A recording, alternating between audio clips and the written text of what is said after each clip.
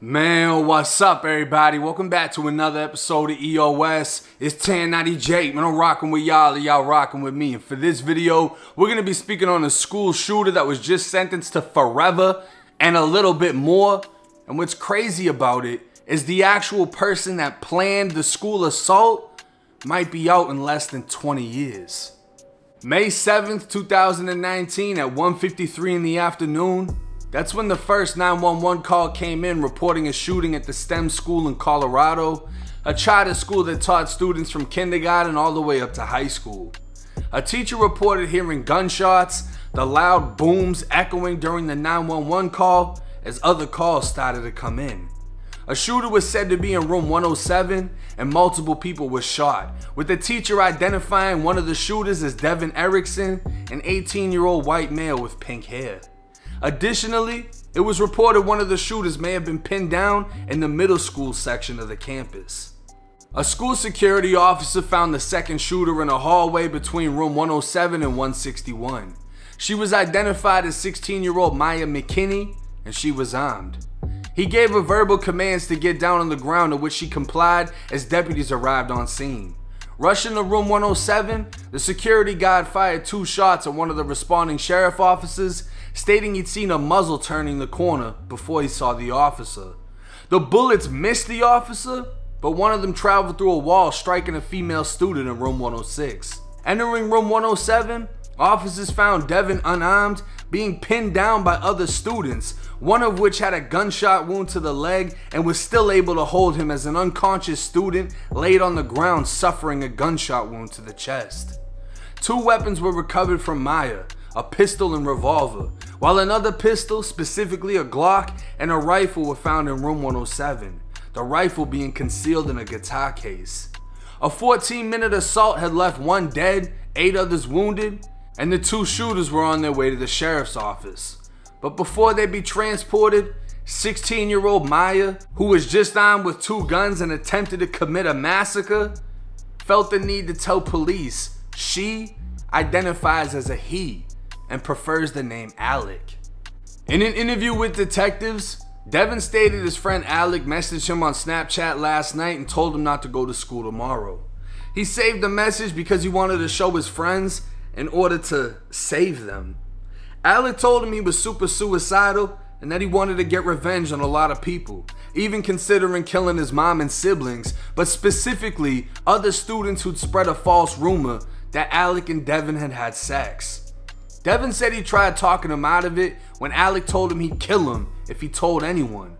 The morning of the shooting, Devin went to school just to be in attendance before leaving and returning home, where he said he wanted to call the police.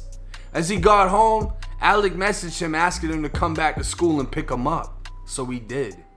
Getting back to Devin's house, Devin described Alec as being pissed off at a bunch of people while he did cocaine in the basement. Devin denied doing any cocaine. A short time later, Alec told Devin to follow him and they went upstairs. Alec asked where his parents' safe was, as he already knew there were guns inside from a conversation the 2 had weeks ago. After showing Alec the safe, he told him it was open with the key his father always had. Devin tried walking away, but Alec told him get away from the door or he'd kill him. Fucking open it! Fucking open it! That's when Alec pulled an axe out and started hacking at the safe.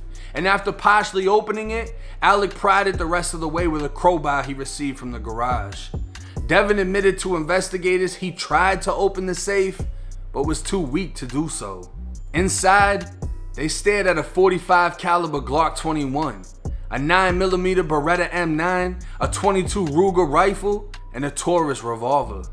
Alec started to load ammunition into the magazines of the pistols as they loaded bags with the weapons, taking them back to the basement. That's when Alec took the coke out again, Devin taking a sniff, saying Alec threatened him to do so. They carried the guns to the car, placing the rifle and Glock in the guitar case, while Alec carried the Beretta and revolver. Now it was time. Driving to the school, eyes wide with blood pumping through their veins as the cocaine was in full effect, Alec told Devin he would let him live if Devin told everyone to stay still and watch the second door. Devin didn't know the full plan of what was about to take place, only that Alec wanted to kill. Arriving at the school, they'd enter through the middle school door without a metal detector to avoid alerting anyone, knowing they could get anything in. Devin made his way to room 107 with the guitar case, placing it in the back of the room before telling the teacher he felt sick. She sent him to the office where he planned on telling it all to staff, but he had a panic attack and hid in the bathroom instead. He tried to calm his nerves, the cocaine giving a racing, rushing effect as he made his way out of the bathroom, ready to tell staff what was inside the guitar case in room 107. That's when he saw Alec waiting for him, telling him he'd die if he said anything. They went back to room 107, Devin entering the classroom where he wanted to warn a friend, but Alec was watching him. He saw Alec reach for a gun, so Devin grabbed the Glock from a guitar case and took aim, screaming for everyone to get down. That's when two students rushed Devin, hitting him as the Glock went off. He let it go, letting the other students take it as he tried to warn them Alec had a gun and was trying to kill everyone. That's when gunshots started going off, deafening the classroom with screams and booms. Alec sat in the interview room with his mother, telling investigators he was born a female and is still in the pre-op transitioning stage, saying he's been trans for 3 years. He described planning a shooting for weeks now, recruiting Devin into the plan. Alec said he wanted the students at the school to experience bad things and suffer the trauma like he has to in this life. Alec targeted the students who bullied him, who hated him, and said he was disgusting for trying to be a guy. He told investigators his intentions were to kill them, Devin telling him his parents had a gun safe as they planned their next move. The stories lined up, going to Devin's house, threatening Devin with an axe to help open the safe. Devin showed him how to load the guns and Alec wrote on the closet wall, "The voices win," in nail polish found in Devin's parents' bedroom. They spray painted 666 and "Fuck Society" on Devin's mom's car before setting it on fire. At the school, they headed for room 107, Devin pulling the magnetic strip and shutting the door to prevent it from being opened from the outside. Devin fired the first shot. Alec unleashed round after round until the guns were empty, then making a run for it when Devin was being pinned to the floor. He ran into the hallway, attempting to commit suicide with a third gun, but it had a safety and wouldn't fire. He didn't know how to work the weapon, and that's when an armed security guard told him to get on the floor. Fast forward to July 2020, Alec McKinney, now 18, was sentenced to life in prison with the possibility of parole plus 38 years after pleading guilty to first-degree murder and 16 other counts, including attempted murder, arson, burglary, and weapons possession. Due to changes in Colorado law, the DA would state Alec could apply for parole in as early as 18 years. Fast forward to September of 2021, Devin Erickson, now 20, was sentenced to life without the possibility of parole, on top of 1,282 years in prison after being found guilty of 46 charges and showing no signs of remorse in the courtroom. Kendrick's mom, Maria, also taking the stand. She said she will never forgive McKinney. She called him an evil killer and said her only wish is to see that he is dead and burning in hell.